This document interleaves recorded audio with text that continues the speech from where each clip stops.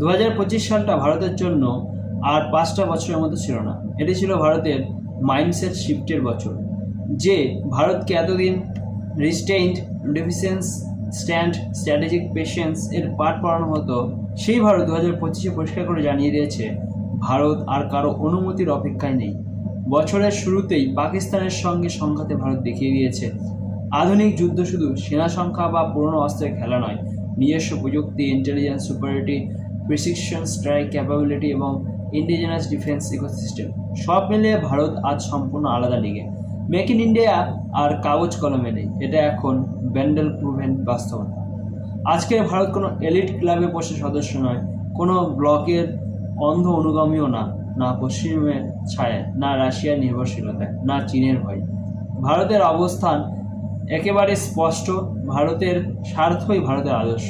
তাই ভারত একই সঙ্গে আমেরিকার সঙ্গে ডিল করে, রাশিয়ার থেকে এনার্জি নেয়, ইরানের সঙ্গে নেগোসিয়েশন চালায়, ইসরায়েলের সঙ্গে ডিফেন্সে কাজ করে, আবার আফ্রিকায় লং টার্ম ইনভেস্টমেন্ট করে। কারণ আজকের জিওপলিটিক্সে কেউ কারোর বন্ধু না, কেউ কারোর শত্রু না, সবাই স্ট্র্যাটেজিক ও ব্যবসায়িক স্টক হোল্ডার। ভারত গভীরভাবে অনুধাবন করেছে পরনির্ভরতা আজকের দুনিয়ার সবচেয়ে বিপজ্জনক দুর্বলতা।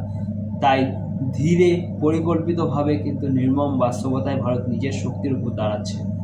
Defence, energy, semiconductor, food security, digital infrastructure সহ সব ক্ষেত্রে স্যাংশনের ভয় দেখিয়ে ভারতকে লাইনে রাখা যাবে, এই উপনিবেশিক মানসিকতাটা 2025-এই ভেঙে পড়েছে।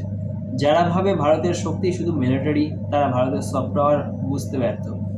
যোগ, আয়ুর্বেদ, দর্শন, সংস্কৃতি, প্রযুক্তি, স্টার্টআপ মাইন্ডসেট সব মিলিয়ে ভারতীয় সভ্যতা আজ গ্লোবাল কারেন্সি। একই সঙ্গে দেশের ভিতরে সনাতন ধর্ম ও সভ্যতার এক প্রকার আত্মসমর্পণ, আত্মস্মরণ, আত্মবিশ্বাসের জাগরণ হয়েছে। এটা কারো বিরুদ্ধে নয়, নিজের শেকড়কে ফিরে যাওয়া। দেশি বিদেশি বহু শক্তিই চায় ভারতকে দীর্ঘ যুদ্ধে জড়িয়ে তার অগ্রগতির গতি স্লো করতে। কিন্তু ভারত রাষ্ট্র হিসেবে হঠকারী নয়, মিলিটারি যুদ্ধ শেষ ধাপ মাত্র। আজকের দুনিয়ায় অর্থনৈতিক, ডিপ্লোম্যাটিক ও সাইকোলজিক্যাল ওয়ারফেয়ারিং মূল যুদ্ধক্ষেত্র, আর ভারত ধৈর্য ও দৃষ্টির সাথে সেই যুদ্ধে লড়ছে। ভারত জানে সামনে পৃথিবী আরও অস্থির হবে, জিওপলিটিক্যাল শিফট রক্ষাকারীও হবে। ইতিহাস সাক্ষী, ভারতীয় সভ্যতা কখনো প্রথম আক্রমণ করেনি, কিন্তু ইতিহাস এটাও বলে ভারতের প্রতিরোধ কখনো প্রতীকী হয় না, তা নির্ণায়ক হয়। এটা হুমকি নয়, এটা বাস্তবতা। এই সময়ে ভারতের সবচেয়ে বড় শত্রু বাইরের কেউ না, নিজেদের সন্দেহ, নিজেদের হীনমন্যতা আর নিজেদের উপর অবিশ্বাস। ভারত কারো সার্টিফিকেট চলে না, ভারত নিজের পথ নিজেই ঠিক করবে।